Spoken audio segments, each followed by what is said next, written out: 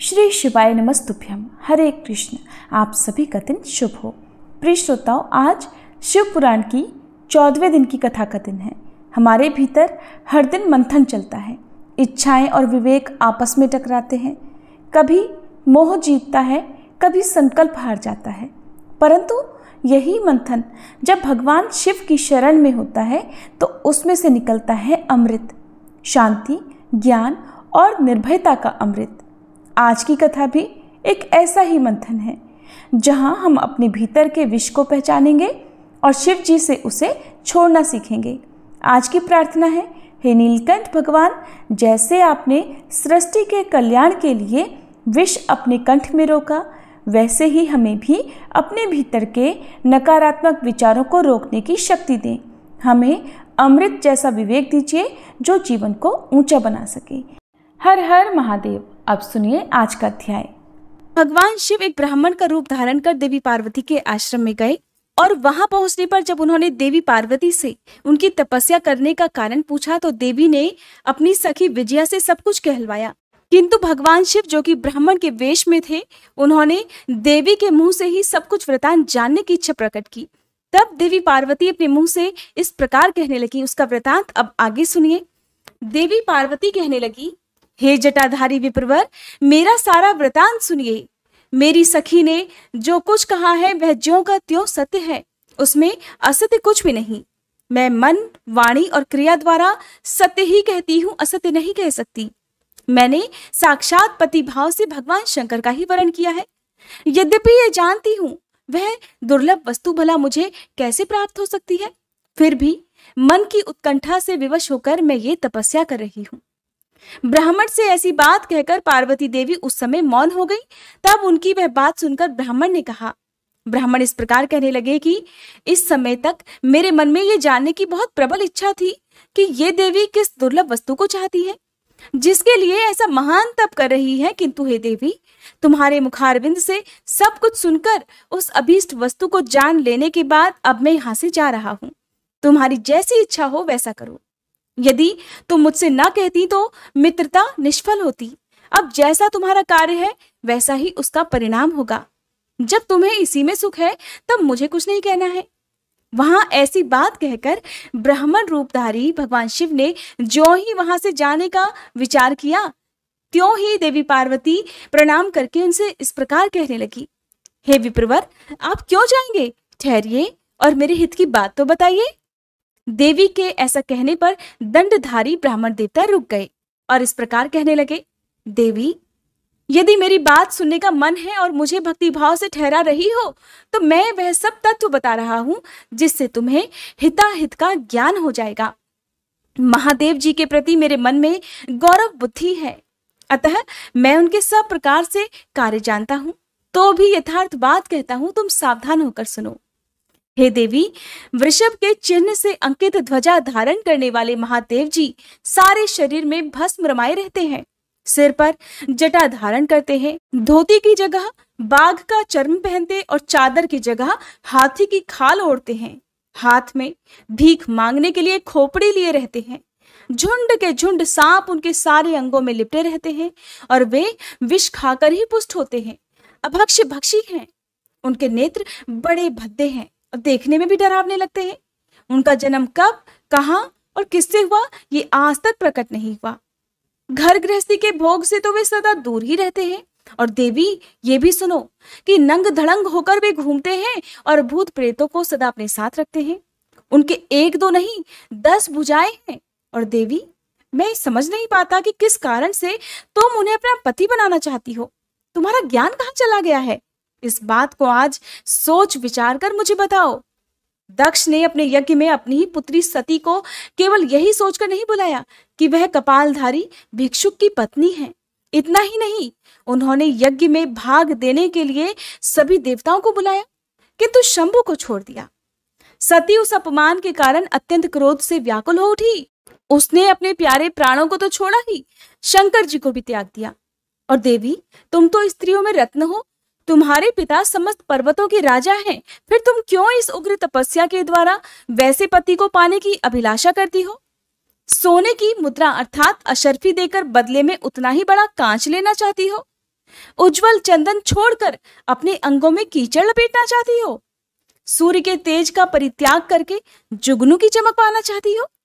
महीन वस्त्र त्याग कर अपने शरीर को चमड़े से ढकने की इच्छा रखती हो? घर में रहना छोड़कर वन में धूनी रमाना चाहती हो? और हे देवेश्वरी, यदि तुम इंद्र आदि लोकपालों को त्याग कर शिव के प्रति अनुरक्त हो तो अवश्य ही रत्नों के उत्तम भंडार को त्याग कर लोहा पाने की इच्छा भी रखती हो। लोक में इस बात को बिल्कुल भी अच्छा नहीं कहा गया है। शिव के साथ तुम्हारा संबंध मुझे इस समय परस्पर विरुद्ध दिखाई देता है। देखिए, ब्राह्मण रूपधारी भगवान शिव देवी पार्वती की इच्छा जानने के बाद उन्हें किस प्रकार से उनकी परीक्षा ले रहे हैं। बार बार उन्हें शिव जी के अवगुण गिना रहे हैं। उम्मीद करती हूँ यहाँ तक आप सभी इस कथा का वृतांत जरूर सुन रहे होंगे। अगर सुन रहे हैं तो कमेंट भी जरूर कीजिएगा। तो ब्राह्मण देवता देवी पार्वती से कहते हैं कि देवी, कहाँ तुम जिसके नेत्र प्रफुल्ल कमल दल के समान शोभा पाते हैं, और कहाँ वे रुद्र जो 3 भद्दी आंखें धारण करते हैं? तुम तो चंद्रमुखी हो और शिव पंचमुख कहे गए हैं। तुम्हारे सिर पर दिव्य वेणी सर्पिणी सी शोभा पा रही है, परंतु शिव जी के मस्तक पर जो जटाजूट बताया जाता है वह प्रसिद्धि है। तुम्हारे अंग में चंदन का अंगराग होगा और शिव जी के शरीर में चिता का भस्म।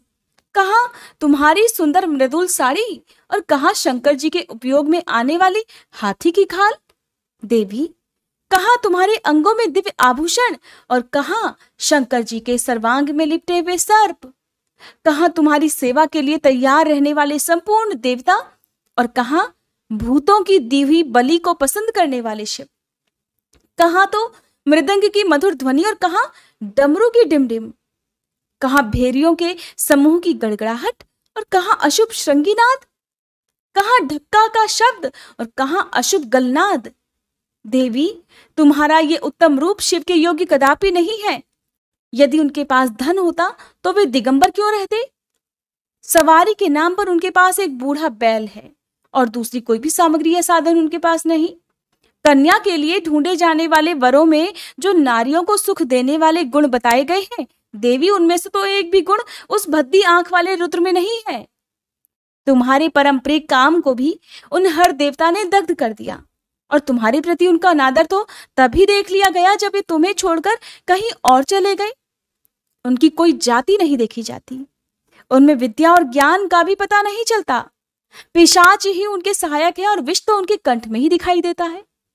वे सदा अकेले रहने वाले और विशेष रूप से विरक्त हैं, इसलिए तुम्हें हर के साथ अपने मन को नहीं जोड़ना चाहिए। कहाँ तुम्हारे कंठ में सुंदर हार और कहाँ उनके गले में पड़ी नरमुंडों की माला?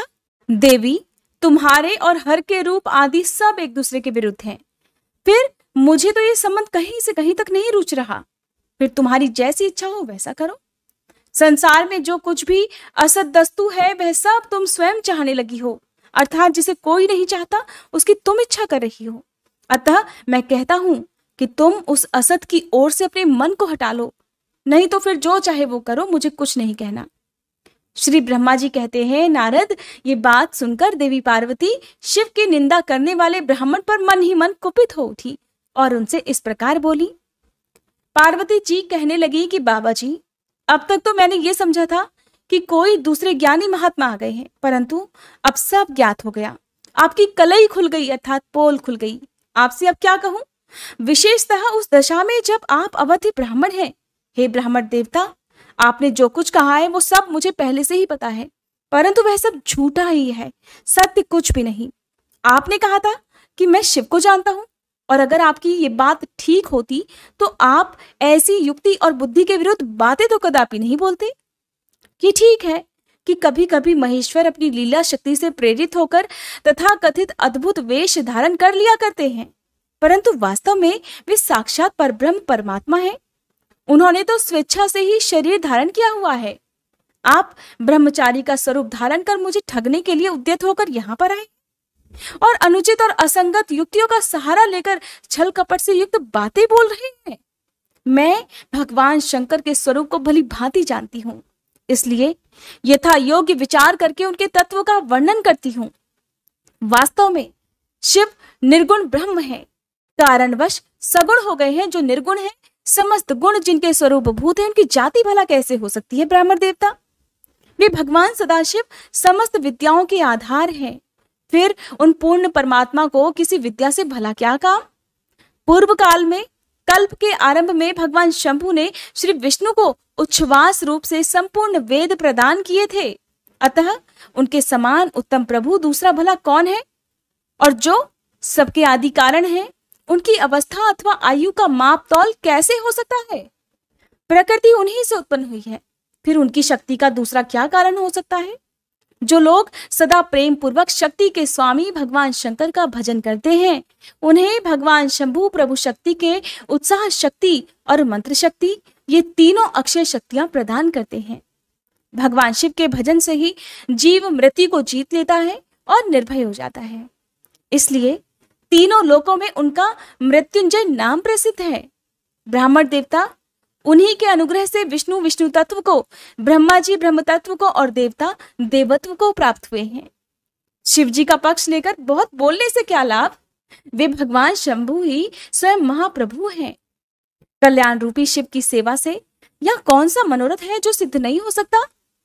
उन महादेव जी के पास किस बात की कमी है जो वे भगवान सदाशिव स्वयं मुझे पाने की इच्छा करें? यदि शंकर जी की सेवा ना करे तो मनुष्य 7 जन्मों तक दरिद्र ही रहता है और उन्हीं की सेवा से सेवक को लोक में कभी नष्ट न होने वाली लक्ष्मी जी प्राप्त हो जाती हैं, जिनके सामने 8 सिद्धियां नित्य आकर सिर नीचा किए इस इच्छा से नृत्य करती हैं कि वे भगवान हम पर संतुष्ट हो जाएं। उनके लिए कोई भी हितकर वस्तु दुर्लभ भला कैसे हो सकती है? देवी पार्वती आगे कहती हैं, हे ब्राह्मण देवता, यद्यपि यहाँ मांगलिक कही जाने वाली वस्तुएं शंकर जी का सेवन नहीं करती, फिर भी उनके स्मरण मात्र से ही सभी का मंगल होता है। और ये बात तो आप भी भली भांति जानते हैं। जिनकी पूजा के प्रभाव से ही उपासक का हर प्रकार से भला हो जाता है, उद्धार हो जाता है, संपूर्ण कामनाएं सिद्ध हो जाती हैं। सदा निर्विकार रहने वाले उन परमात्मा शिव में विकार भला कहाँ से आ सकता है? जिस पुरुष के मुख में निरंतर शिव ये मंगलमय नाम निवास करता है, उसके दर्शन मात्र से ही अन्य सब सदा पवित्र हो जाते हैं। जैसा कि आपने कहा है कि वे चिता का भस्म लगाते हैं, परंतु यदि उनका लगाया हुआ भस्म अपवित्र होता तो उनके शरीर से झड़कर गिरे हुए उस भस्म को देवता लोग सदा अपने सिर पर कैसे धारण करते? अतः शिव जी के अंगों के स्पर्श से अपवित्र वस्तु भी पवित्र हो जाती है। जो महादेव सगुण होकर तीनों लोकों के कर्ता भरता और हरता है तथा निर्गुण रूप में शिव कहलाते हैं, वे बुद्धि के द्वारा पूर्ण रूप से कैसे जाने जा सकते हैं? पर ब्रह्म परमात्मा शिव का जो निर्गुण रूप है, उसे आप जैसे बहिर्मुख लोग भला कैसे जान सकते हैं? जो दुराचारी और पापी हैं, वे देवताओं से बहिष्कृत हो जाते हैं। ऐसे लोग निर्गुण शिव के तत्व को नहीं जानते और ना कभी जान पाएंगे। जो पुरुष तत्व को न जानने के कारण यहाँ शिव की निंदा करता है, उसके जन्म भर का सारा संचित पुण्य भी भस्म हो जाता है। और आपने जो यहाँ अमित तेजस्वी महादेव जी की निंदा की है और मैंने जो आपकी पूजा की है, उससे मुझे पाप की भागिनी होना पड़ा है। शिव द्रोही को देखकर वस्त्र सहित स्नान करना चाहिए और शिव द्रोही का दर्शन हो जाने पर प्रायश्चित करना चाहिए। इतना कहकर देवी पार्वती उस ब्राह्मण पर अधिक रुष्ट होकर कहने लगी, अरे रे दुष्ट, तूने कहा था कि मैं शंकर को जानता हूं, परंतु निश्चय ही तूने उन सनातन शिव को नहीं जाना है। भगवान रुद्र को तू जैसा कहता है वे वैसे ही क्यों ना हो, उनके जैसे भी बहुसंख्यक रूप भला क्यों ना हो, सत्पुरुषों के प्रेतम नित्य निर्विकार वे भगवान शिव ही मेरे अभीष्टतम देव हैं। ध्यान पूर्वक सुनो, ब्रह्मा और विष्णु कभी भी उन महात्मा हर के समान नहीं हो सकते। फिर दूसरे देवताओं की तो भला बात ही क्या है, क्योंकि वे सदैव काल के अधीन हैं। और इस प्रकार अपनी शुद्ध बुद्धि से तत्वतः विचार कर मैं शिव जी के लिए वन में आकर बड़ी भारी तपस्या कर रही हूँ। वे भक्त वत्सल सर्वेश्वर शिव ही हम सब के परमेश्वर हैं। दीनों पर अनुग्रह करने वाले उन महादेव को ही प्राप्त करने की मेरी इच्छा है। श्री ब्रह्मा जी कहते हैं, नारद, ऐसी बात कहकर गिरिराज नंदिनी गिरिजा मौन हो गई और निर्विकार चित्त से भगवान शिव का ध्यान करने लगी। देवी की बात सुनकर वह ब्रह्मचारी ब्राह्मण ज्यों ही कुछ फिर कहने के लिए तैयार हुए, त्यों ही शिव में आसक्ति चित्त होने के कारण उनकी निंदा सुनने से विमुख हुई पार्वती अपनी सखी विजया से शीघ्र बोली, पार्वती जी कहने लगी, सखी इस अधम ब्राह्मण को यत्नपूर्वक रोक लो, ये फिर कुछ कहना चाहता है।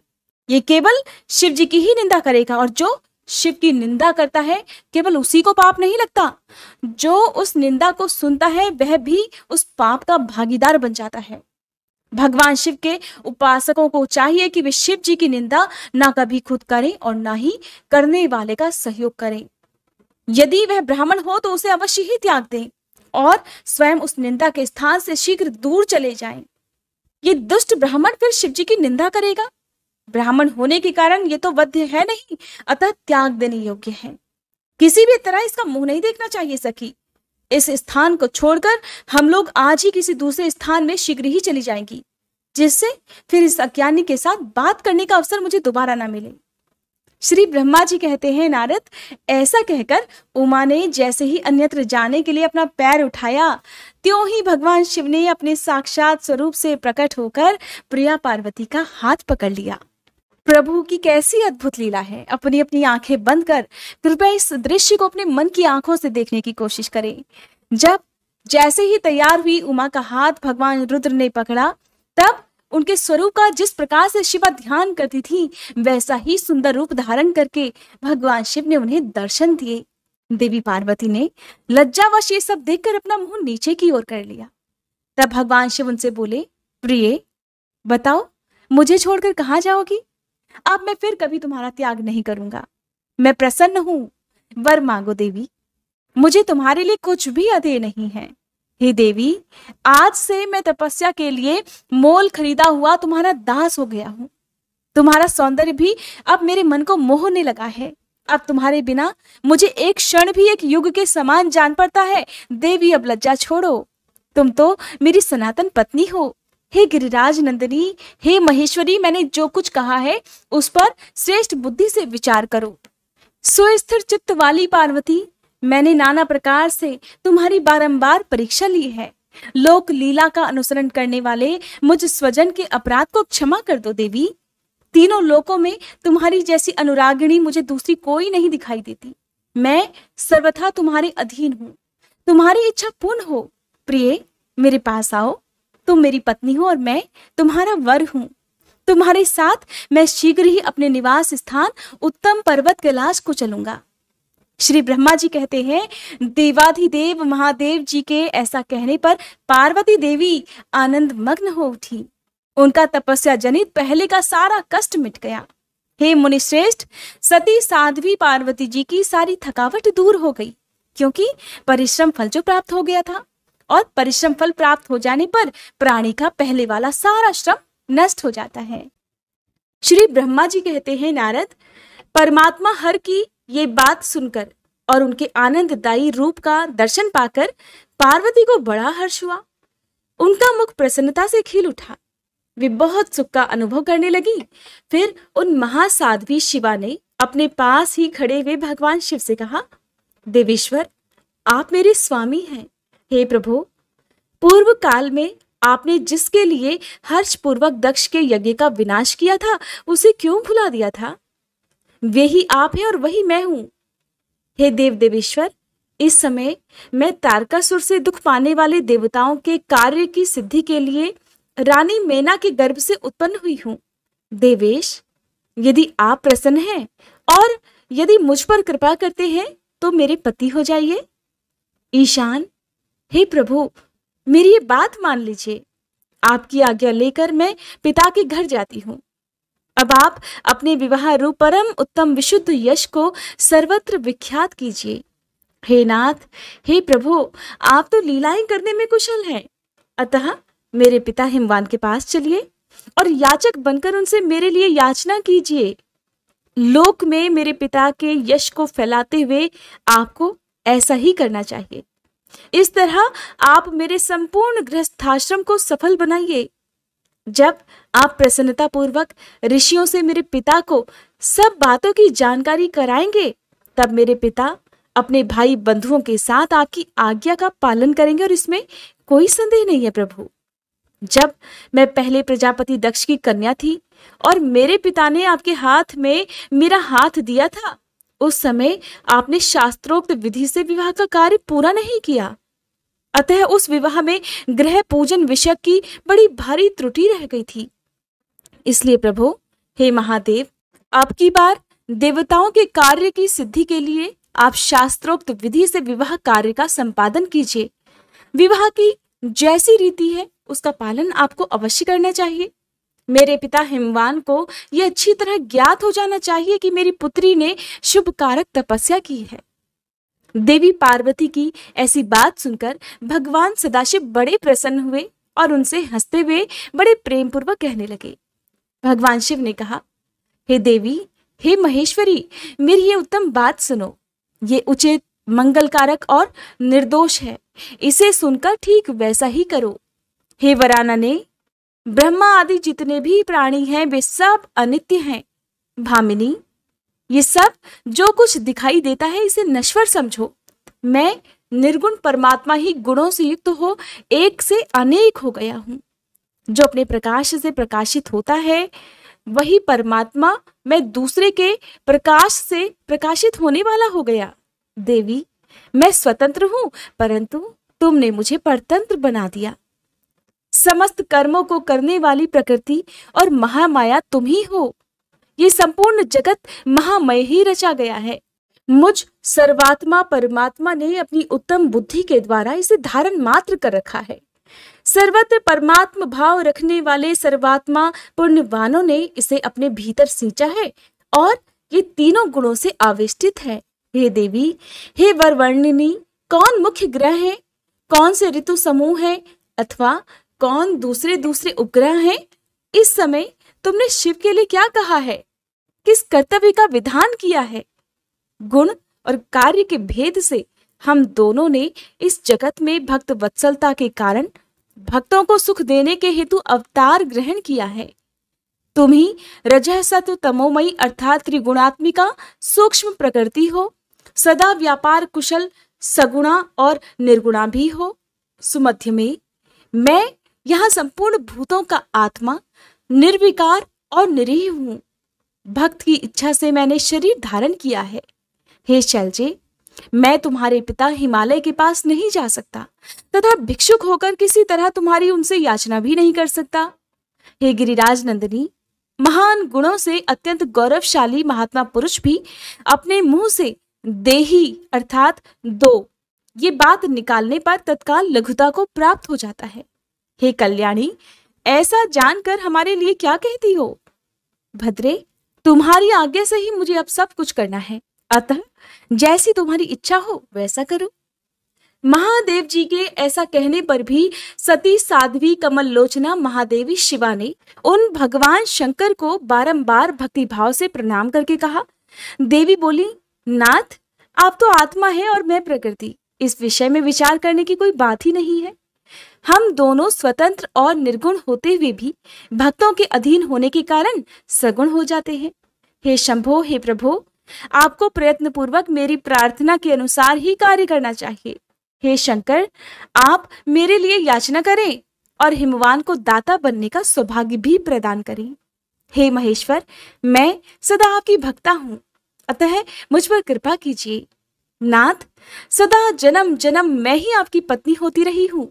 आप परब्रह्म परमात्मा है, निर्गुण है, प्रकृति से परे हैं, निर्विकार, निरीह और स्वतंत्र परमेश्वर हैं, तथापि भक्तों के उद्धार में संलग्न होकर यहाँ सगुण भी हो जाते हैं, स्वात्मा राम होकर भी लीला विहारी बन जाते हैं, क्योंकि आप नाना प्रकार की लीलाएं करने में कुशल हैं। हे महादेव, हे महेश्वर, मैं सब प्रकार से आपको जानती हूँ। हे सर्वज्ञ, अब बहुत कुछ कहने से क्या लाभ, अब मुझ पर दया कीजिए प्रभु। हे नाथ, हे महान प्रभु, आप अद्भुत लीला करके लोक में अपने सुयश का विस्तार कीजिए, जिसे गा गाकर लोग अनायास ही भव सागर से पार हो जाए। श्री ब्रह्मा जी कहते हैं, नारद, ऐसा कहकर गिरिजा ने महेश्वर को बारंबार प्रणाम किया और मस्तक झुकाकर हाथ जोड़े मौन हो गई।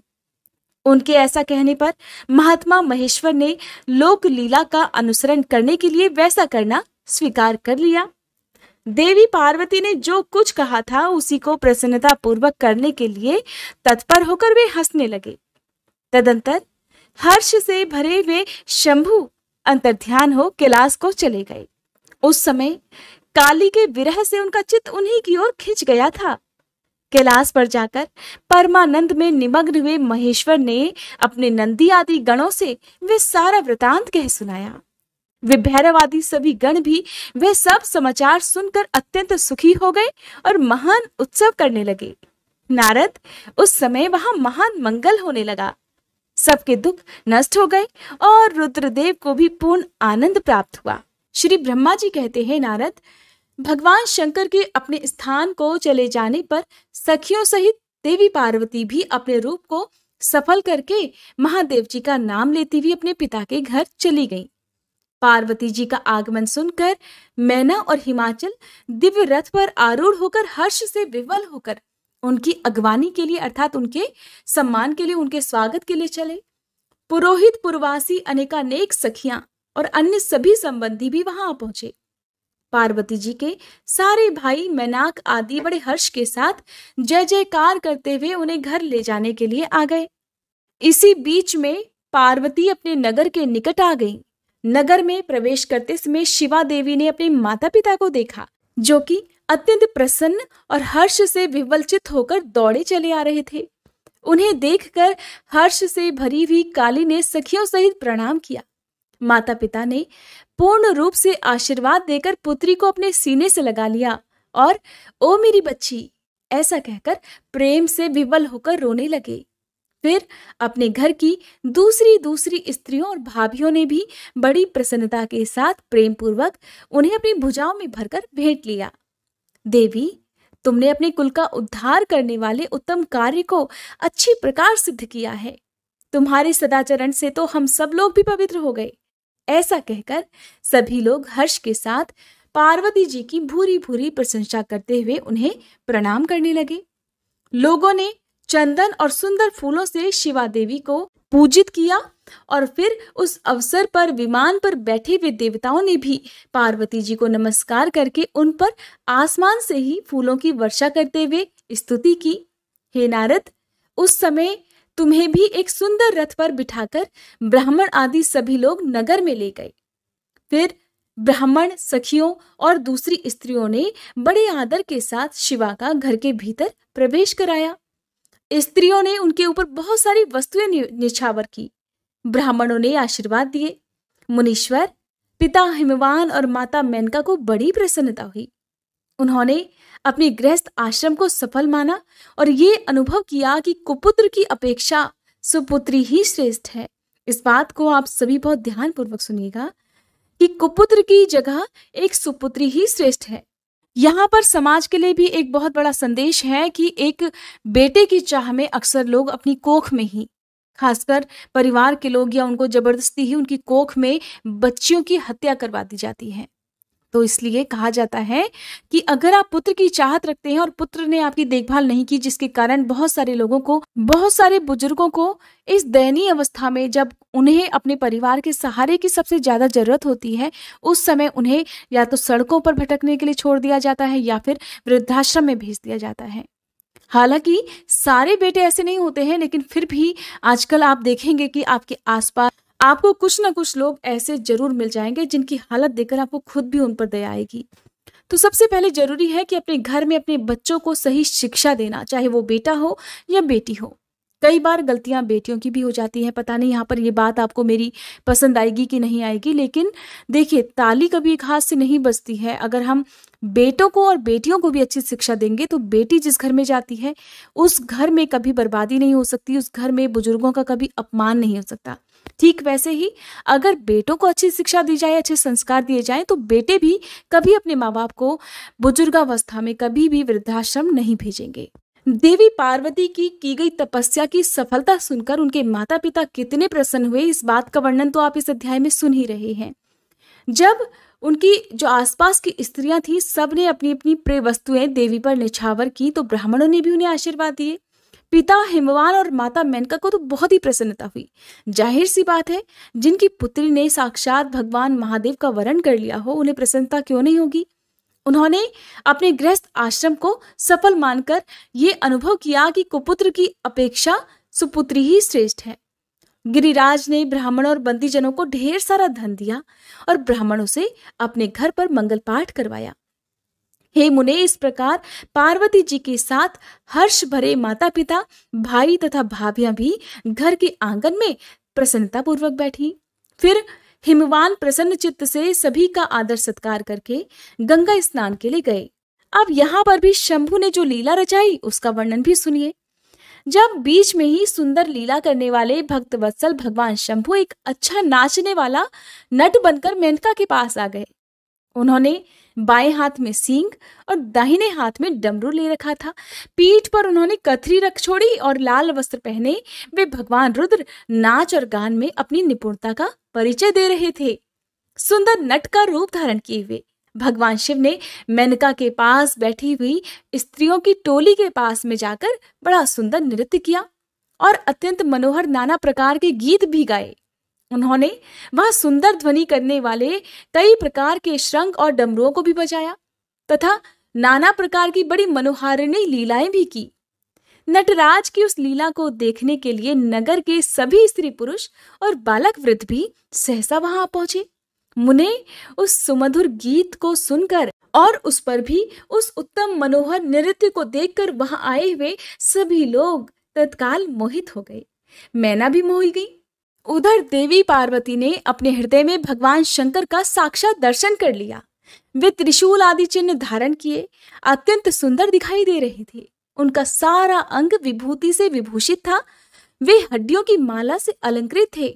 उनका मुख सूर्य, चंद्र और अग्नि रूप 3 नेत्रों से उद्भासित था। उन्होंने नाग का यज्ञोपवीत धारण किया था। उनके उस सुरम्य रूप को देखकर दुर्गा प्रेमावेश से मूर्छित हो गई।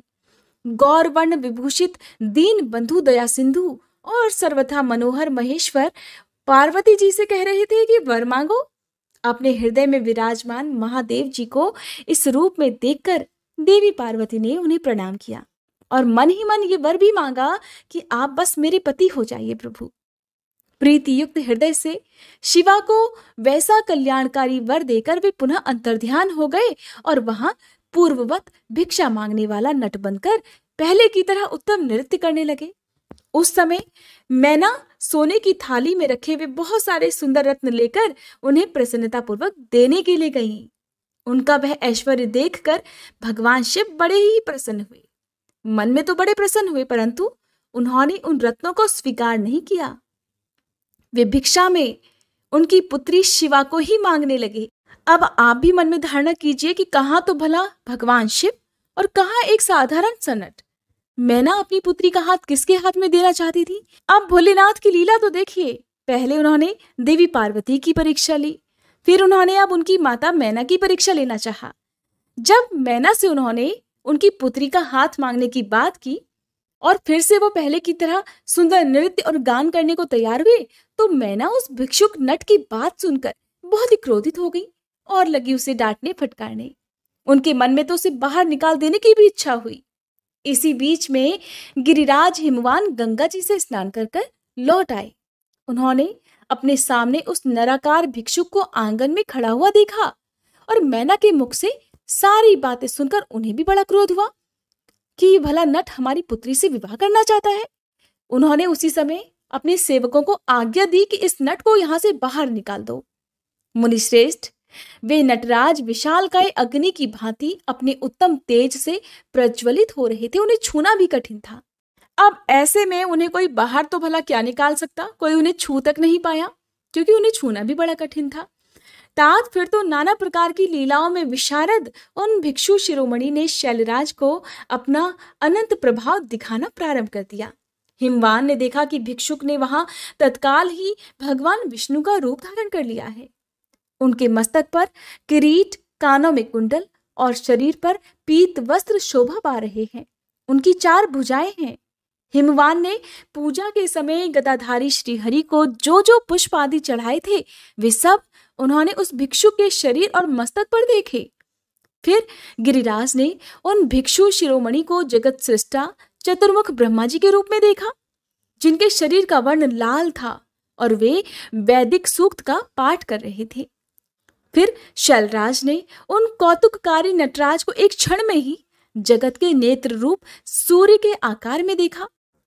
इसके बाद तो वे महान अद्भुत रुद्र के रूप में दिखाई दिए।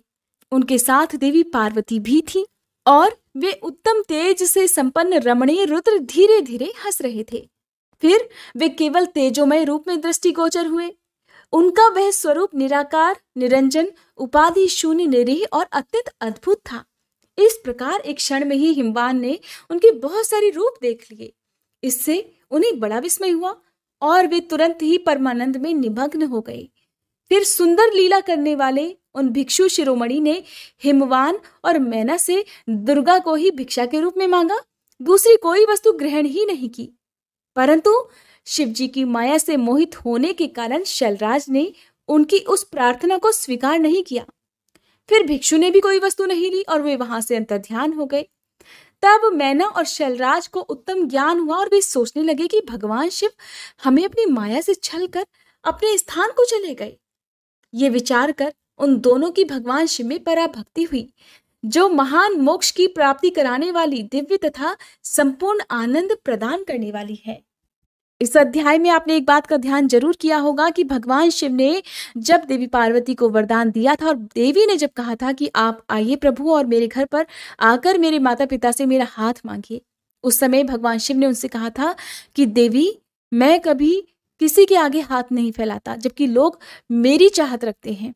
ऐसे में भगवान शिव ने देवी पार्वती की बात की भी लाज रखी और उन्होंने छद्म रूप में आकर देवी के माता पिता से उनका हाथ भी मांग लिया। श्री ब्रह्मा जी कहते हैं, नारद, मैना और हिमवान की भगवान शिव के प्रति उच्च कोटि की अनन्य भक्ति देख इंद्र आदि सभी देवता परस्पर विचार करने लगे।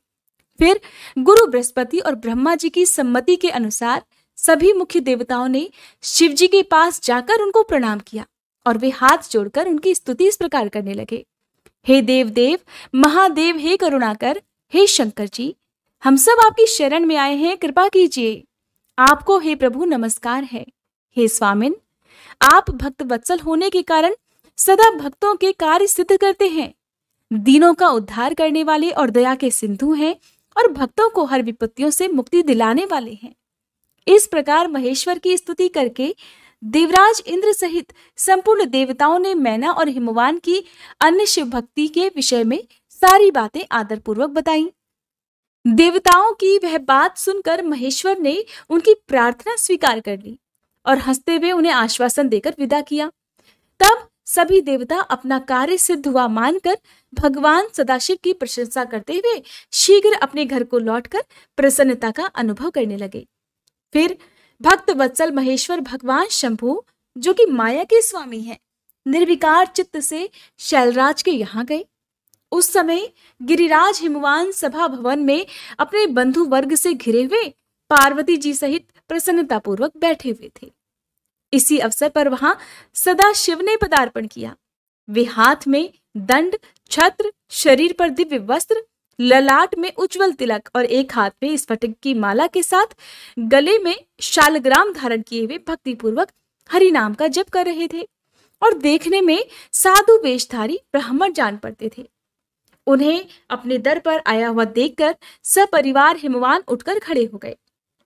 उन्होंने उन अपूर्व अतिथि देवता को भूतल पर दंड के समान पड़कर भक्ति भाव से साष्टांग प्रणाम किया। देवी पार्वती ब्राह्मण रूपधारी प्राणेश्वर शिव को पहचान गई थी, अतः उन्होंने भी उन्हें मस्तक झुकाया और मन ही मन बड़ी प्रसन्नता के साथ उनकी स्तुति की। आखिरकार उनके भावी वर उनके घर पर जो पधारे थे, ब्राह्मण रूपधारी शिव ने उन सभी को प्रेम पूर्वक आशीर्वाद दिया, किंतु शिवा को सबसे अधिक मनोवांछित शुभाशीर्वाद प्रदान किया। शैलाधिराज हिमवान ने बड़े आदर से उन्हें मधुपर्क आदि पूजन सामग्री भेंट की और उस ब्राह्मण ने बड़ी प्रसन्नता के साथ वो सब कुछ ग्रहण किया। फिर गिरिश्रेष्ठ हिमाचल ने उनका कुशल समाचार पूछा। हे मुने, अत्यंत प्रीतिपूर्वक उन द्विजराज की विधिवत पूजा करके शैलराज ने पूछा कि हे महाराज, आप कौन हैं? तब उन ब्राह्मण शिरोमणि ने गिरिराज से शीघ्र ही आदर पूर्वक कहा। वे कहने लगे, गिरिश्रेष्ठ, मैं उत्तम विद्वान वैष्णव ब्राह्मण हूं और ज्योतिषी की वृत्ति का आश्रय लेकर भूतल पर भ्रमण करता रहता हूं। मन के समान मेरी गति है। मैं सर्वत्र जाने में समर्थ और गुरु की दी हुई शक्ति से सर्वज्ञ, परोपकारी, शुद्धात्मा, दया सिंधु और विकार नाशक हूं। मुझे ज्ञात हुआ है कि तुम अपनी इस लक्ष्मी सरी की सुंदर रूप वाली दिव्य सुलक्षणा अपनी पुत्री को एक आश्रय रहित, असंग, कुरूप और गुणहीन वर महादेव के हाथ में देना चाहते हो। वे रुद्र देवता मरघट में वास करते, शरीर में सांप लपेटे रहते और योग साधते फिरते रहते हैं। उनके पास पहनने के लिए एक वस्त्र भी नहीं है, वैसे ही रंग दड़ंग घूमते हैं। आभूषण की जगह सर्प धारण करते हैं और उनके कुल का नाम तक आज तक किसी को ज्ञात नहीं हुआ। वे कुपात्र और कुशील हैं, स्वभावतः विहार से दूर रहते हैं, सारे शरीर में भस्म रमाते हैं, क्रोधी और अविवेकी हैं और उनकी अवस्था कितनी है ये तक किसी को ज्ञात नहीं। वे अत्यंत कुत्सित, जटा का बोझ सदा सिर पर धारण किए रहते हैं। वे भले बुरे सभी को आश्रय देने वाले, भ्रमणशील, नागहारधारी, भिक्षुक, कुमार्ग परायण और हठपूर्वक वैदिक मार्ग का त्याग करने वाले हैं। ऐसे अयोग्य वर को आप अपनी इतनी सुलक्षणा बेटी ब्याहना चाहते हैं? अचल राज, अवश्य ही आपका ये विचार मंगलदायक नहीं है। नारायण कुल में उत्पन्न ज्ञानियों में श्रेष्ठ है गिरिराज, मेरे कथन का मर्म समझो। तुमने जिस पात्र को ढूंढ रखा है वह इस योग्य नहीं है कि उसके हाथ में पार्वती का हाथ दे दिया जाए। शैलराज, तुम ही देखो, उनके एक भी भाई बंधु तक नहीं। तुम तो बड़े बड़े रत्नों की खान हो, किंतु उनके घर में भूजी भांग भी नहीं है और वे सर्वथा निर्धन हैं। गिरिराज, तुम शीघ्र ही अपने भाई बंधुओं से, मैना देवी से, सभी बेटों से और पंडितों से भी प्रयत्न पूर्वक पूछ लो, किंतु पार्वती से मत पूछना, उनसे कुछ मत पूछना, क्योंकि उन्हें तो शिव के गुण दोष की परख ही नहीं है। श्री ब्रह्मा जी कहते हैं, हे नारद, ऐसा कहकर वे ब्राह्मण देवता जो नाना प्रकार की लीला करने वाले शांत स्वरूप शिव ही थे, शीघ्र खा पीकर आनंद पूर्वक वहां से अपने घर को चल दिए। उनका काम जो हो गया था। अब मैना का कोप भवन में प्रवेश, भगवान शिव का हिमवान के पास सप्त ऋषियों को भेजना तथा हिमवान द्वारा उनका सत्कार, सप्त ऋषियों तथा अरुंधति का और महर्षि वशिष्ठ का मैना और हिमवान को समझाकर पार्वती का विवाह भगवान शिव के साथ करने के लिए कहना। इसका वर्णन अब आप सुनिए। श्री ब्रह्मा जी कहते हैं, ब्राह्मण रूपधारी शिव जी के वचनों का मैना के ऊपर बड़ा प्रभाव पड़ा। वो उनकी बातों में आ गई और उन्होंने फिर दुखी होकर अपने पति गिरिराज से कहा कि हे गिरिराज, इन वैष्णव ब्राह्मण ने शिव जी की जो निंदा की है उसे सुनकर मेरा मन उनकी ओर से बहुत खिन्न और बहुत विरक्त हो गया है।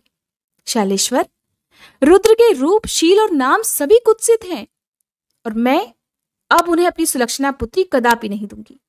यदि आप मेरी बात नहीं मानोगे तो मैं निस्संदेह मर जाऊंगी और अभी इस घर को छोड़ दूंगी अथवा विष खा लूंगी। पार्वती के गले में फांसी लगाकर गहन वन में चली जाऊंगी या फिर मैं उसे महासागर में डुबो दूंगी, परंतु अपनी बेटी को रुद्र के गले नहीं मढ़ूंगी। ऐसा कहकर मैना देवी तुरंत कोप भवन में चली गई और अपने हार को फेंक कर रोती हुई धरती पर लौट गई। इधर भगवान शिव को इस बात का पता चल गया। तब उन्होंने अरुंधति सहित सप्त ऋषियों को बुलाया और मैना के पास जाकर उन्हें समझाने की आज्ञा दी। शिव जी का आदेश प्राप्त कर भगवान शिव को नमस्कार कर वे दिव्य ऋषि आकाश मार्ग से उस स्थान को चल दिए जहां हिमवान की नगरी थी। उस दिव्य पुरी को देखकर उन सप्त ऋषियों को बड़ा विस्मय हुआ। वे हिमाचल पुरी की परस्पर प्रशंसा करते हुए सभी ऐश्वर्यों से भरे पूरे हिमवान के घर जा पहुंचे। उन सूर्य तुल्य तेजस्वी सातों ऋषियों को दूर से ही आकाश के रास्ते आते देख हिमवान को भी बड़ा विस्मय हुआ। वे बोले, ये 7 सूर्य तुल्य तेजस्वी मुनि मेरे पास आ रहे हैं। मुझे प्रयत्न पूर्वक इस समय की पूजा अवश्य करनी चाहिए। सबको सुख देने वाले हम गृहस्थ लोग धन्य हैं जिनके घर पर ऐसे महात्मा पदार्पण किया करते हैं। श्री ब्रह्मा जी कहने लगे। इसी समय वे मुनि आकाश से उतरकर पृथ्वी पर आकर खड़े हो गए। उन्हें सामने देख हिमवान बड़े आदर के साथ आगे बढ़े और हाथ जोड़ मस्तक झुकाकर उन सप्तऋषियों को प्रणाम करने के बाद उन्होंने बड़े सम्मान के साथ उन सब की पूजा की और उन्हें आगे करके कहने लगे कि मेरा गृहश्रम आज धन्य हो गया। ऐसा कहकर उन्हें बैठने के लिए भक्ति पूर्वक आसन ला कर दिया। जब वे सभी आसनों पर विराजमान हो गए, तब उनकी आज्ञा लेकर हिमवान भी बैठे और वहां उन ज्योतिर्मय महर्षियों से इस प्रकार कहने लगे, आज मैं धन्य हो गया हूँ, कृतकृत्य हो गया हूँ, मेरा जीवन सफल हो गया है। मैं लोक में बहुत से तीर्थों की भांति दर्शनीय बन गया, क्योंकि आप जैसे विष्णु रूपी महात्मा यहाँ पधारे हैं। आप लोग पूर्ण काम हैं। हम दीनों के घरों में आपका भला क्या काम हो सकता है? फिर भी मुझ सेवक के योग्य यदि कोई भी कार्य है तो हे प्रभु, हे मुनिवरों, आप कृपा पूर्वक उसे अवश्य कहिए। उसे पूर्ण करने से तो मेरा जीवन सफल हो जाएगा। तब ऋषिगण कहने लगे, शैलराज, भगवान शिव को जगत का पिता कहा गया है और शिवा को जगन माता कहा गया है। अतः तुम्हें महात्मा शंकर को अपनी कन्या दे देनी चाहिए। हिमालय, ऐसा करके तुम्हारा जन्म सफल हो जाएगा और तुम जगत गुरु के भी गुरु हो जाओगे, इसमें कोई संशय नहीं। मुनीश्वर, सप्त ऋषियों का ये वचन सुनकर हिमवान ने दोनों हाथ जोड़ उन्हें प्रणाम करके इस प्रकार कहा, महाभाग सप्त ऋषियों, आप सभी ने जो बात कही है उसे शिव की इच्छा से तो मैंने पहले से ही मान रखा था, किंतु प्रभु, इन दिनों एक वैष्णव धर्मी ब्राह्मण ने आकर भगवान शिव के प्रति प्रसन्नतापूर्वक बहुत सारी उल्टी बातें बताई हैं। तभी से शिवा की माता का ज्ञान भ्रष्ट हो गया है और वे अपनी बेटी का विवाह उस योगी रुद्र के साथ करना ही नहीं चाहती। हे ब्राह्मणों, वे बड़ा भारी हट करके मैले कपड़े पहन कोप भवन में चली गई हैं और समझाने पर भी समझ नहीं रही। मैं भी उस वैष्णव ब्राह्मण की बात सुनकर ज्ञान भ्रष्ट हो गया हूं। आपसे सच कहता हूं, भिक्षुक रूपधारी महेश्वर को बेटी देने की मेरी भी अब इच्छा नहीं रही। श्री ब्रह्मा जी कहते हैं, नारद, मुनियों के बीच में बैठे हुए शैलराज शिव की माया से मोहित होकर उपर्युक्त बात कहकर चुप हो गए। तब उन सभी सप्तर्षियों ने शिव की माया को समझ लिया और प्रशंसा करके मेनका के पास अरुंधति को भेजा। पति की आज्ञा पाकर ज्ञानदायिनी अरुंधति देवी तुरंत उस घर में गई, उस कोप भवन में गई जहां मैना और पार्वती थी। जाकर उन्होंने देखा कि मैना तो शोक से आकुल होकर पृथ्वी पर पड़ी है। तब उन साध्वी देवी ने बड़ी सावधानी के साथ मधुर और हितकर बात कही। अरुंधति बोली, हे साध्वी रानी मेनके, उठो, मैं अरुंधति तुम्हारे घर में आई हूं और दयालु सप्तऋषि भी पधारे हैं।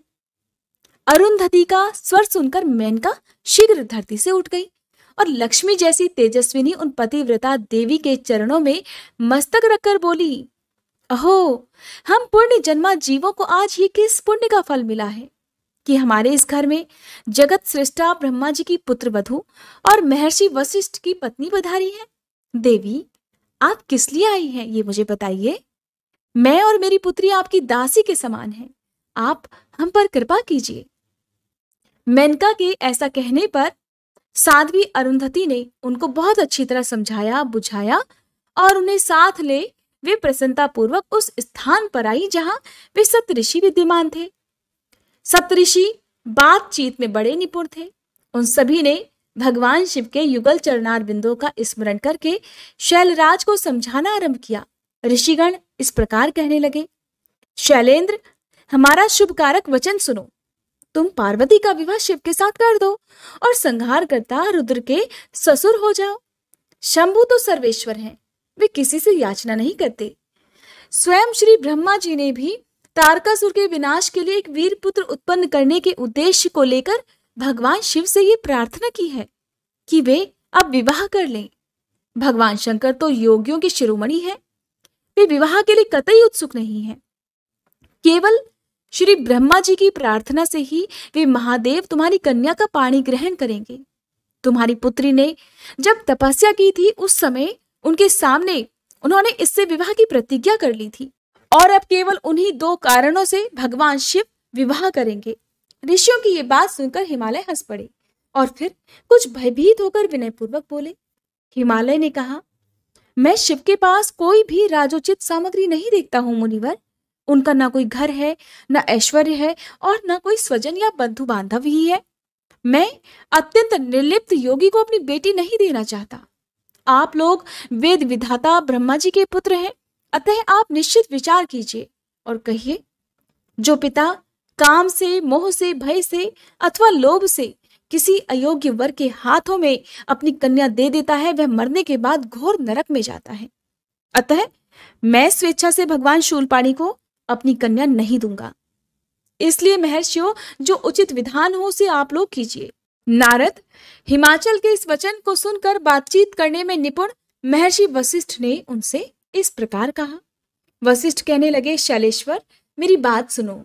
ये सर्वथा तुम्हारे लिए हितकारक, धर्म के अनुकूल, सत्य तथा इस लोक और परलोक में सुखदायक है। शैलराज, लोक तथा वेद में 3 प्रकार के वचन उपलब्ध होते हैं।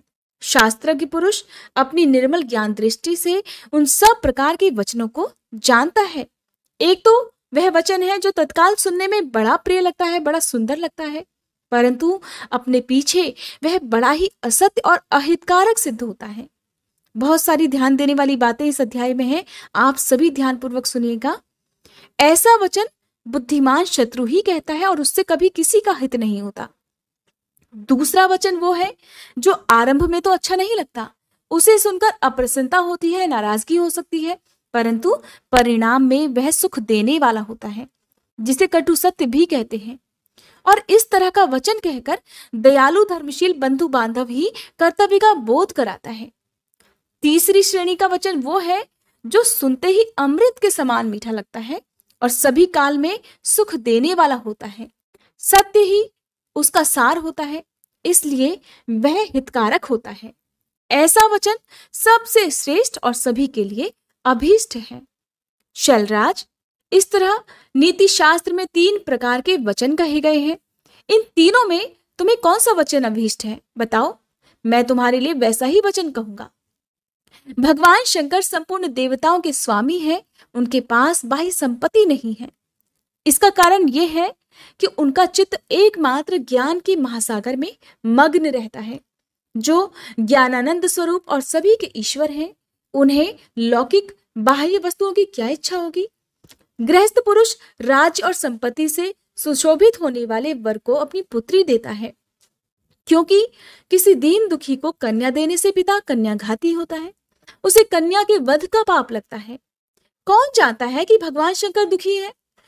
कुबेर जिनके किंकर हैं, जो अपनी भ्रूभंग की लीला मात्र से संसार की सृष्टि और संहार करने में समर्थ है, उन्हें गुणातीत परमात्मा और प्रकृति से परे परमेश्वर कहा जाता है। सृष्टि पालन और संहार करने वाली जिनकी त्रिविध मूर्ति ही ब्रह्मा विष्णु और हर नाम धारण करती है, उन्हें कौन निर्धन अथवा कौन दुखी कह सकता है। ब्रह्मलोक में निवास करने वाले ब्रह्मा, क्षीर सागर में रहने वाले श्री हरि तथा कैलाशवासी हर, ये सब शिव की ही विभूतियां हैं। शिव से प्रकट हुई प्रकृति भी अपने अंश से 3 प्रकार की मूर्तियों को धारण करती है। जगत में लीला शक्ति से प्रेरित होकर वह अपनी कला से बहुत सा रूप धारण करती है। समस्त वांग्मय की अधिष्ठात्री देवी वाणी उनके मुख से प्रकट हुई है और सर्वसम्मत स्वरूपिणी लक्ष्मी वक्ष स्थल से आविर्भूत हुई है। और शिवा ने देवताओं के एकत्र हुए तेज से अपने को प्रकट किया था। संपूर्ण दानवों का वध करके देवताओं को स्वर्ग की लक्ष्मी प्रदान की थी। देवी शिवा कल्पांतर में दक्ष की पत्नी के उदर से जन्म ले सती नाम से प्रसिद्ध हुई और हर को उन्होंने पति के रूप में प्राप्त किया। दक्ष ने स्वयं ही भगवान शिव को अपनी पुत्री दी थी। सती ने पति की निंदा सुनकर योग बल से अपने शरीर को त्याग दिया था। वे ही सती अब तुम्हारे घर में पैदा हुई हैं। शैलराज, वे शिवा जन्म जन्म में शिव की ही पत्नी होती हैं। प्रत्येक कल्प में बुद्धि रूपा दुर्गा ज्ञानियों की श्रेष्ठ माता होती हैं। ये सदा सिद्ध सिद्धदायिनी और सिद्ध रूपिणी हैं। भगवान हर चिता भस्म के रूप में सती के अस्थि चूर्ण को ही स्वयं प्रेम पूर्वक अपने अंगों में धारण करते हैं। अतः हे गिरिराज, तुम स्वेच्छा से ही अपनी मंगलमयी कन्या को भगवान हर के हाथों में दे दो। यदि तुम नहीं दोगे तो वह स्वयं प्रियतम के स्थान में चली जाएंगी। देवेश्वर शिव तुम्हारी पुत्री का अनंत क्लेश देखकर ब्राह्मण के रूप में इसकी तपस्या के स्थान पर आए थे और इसके साथ विवाह की प्रतिज्ञा करके इसे आश्वासन और वर देकर अपने आवास स्थान को वापस लौट गए थे। हे गिरे, पार्वती की प्रार्थना से ही शंभु ने तुम्हारे पास आकर इसके लिए याचना की और तुम दोनों ने शिव भक्ति में मन लगाकर उनकी उस याचना को स्वीकार भी कर लिया था। गिरीश्वर, बताओ फिर किस कारण से तुम्हारी बुद्धि विपरीत हो गई? भगवान शिव ने देवताओं की प्रार्थना से प्रभावित होकर हम सब ऋषियों को और अरुंधति देवी को भी तुम्हारे पास भेजा है। हम तुम्हें यही शिक्षा देते हैं कि पार्वती को रुद्र के हाथों में दे दो। हे गिरे, ऐसा करने पर तुम्हें महान आनंद प्राप्त होगा। शैलेंद्र, यदि तुम स्वेच्छा से अपनी बेटी शिवा को शिव के हाथों में नहीं दोगे तो भावी के बल से इन दोनों का विवाह हो जाएगा। तात, भगवान शंकर ने तपस्या में लगी हुई पार्वती को ऐसा ही वर दिया। भगवान की हुई प्रतिज्ञा कभी पलट नहीं सकती। गिरिराज, ईश्वर के वश में रहने वाले समस्त साधु पुरुषों की भी प्रतिज्ञा का संसार में किसी के द्वारा उल्लंघन होना कठिन है। फिर साक्षात ईश्वर की प्रतिज्ञा के लिए तो कहना ही क्या है। जय भोलेनाथ। आज के अध्याय में बस इतना ही। इसके आगे की कथा आप सभी कल के अध्याय में जरूर सुनिएगा। आइए अब हम सभी सच्चे मन से भगवान शिव से क्षमा प्रार्थना करें। हे भोलेनाथ, अगर इस कथा के श्रवण, वाचन या स्मरण के दौरान हमारे मन, वाणी या कर्म से कोई भी त्रुटि हो गई हो तो हम आपसे हाथ जोड़कर प्रार्थना करते हैं, कृपया हमें क्षमा करें। प्रभु, हमारी समझ सीमित है परंतु श्रद्धा असीम है। अगर किसी पवित्र प्रसंग को हमने अधूरा समझा, अधूरा सुना या फिर किसी दिव्यता को पूरी तरह व्यक्त नहीं कर सके तो ये केवल हमारी अल्प बुद्धि है। उसकी दोषिता हमारी नहीं बल्कि हमारी अवस्था की है। आप तो दयालु हैं, कृपामय हैं, भक्तों के हर अपराध को क्षमा कर देने वाले हैं। हे भोलेनाथ, हमारी इस भक्ति यात्रा को स्वीकार करें और हमारे दोषों को नष्ट करके हमें अपनी शरण में रखें। हे नीलकंठ, इस अध्याय को आपने ही आरंभ करवाया और आप ही इसे पूर्ण करें। आपकी कृपा से हम हर दिन आपकी ओर निकट आते रहें, यही हमारी सबसे बड़ी कामना है। हर हर महादेव।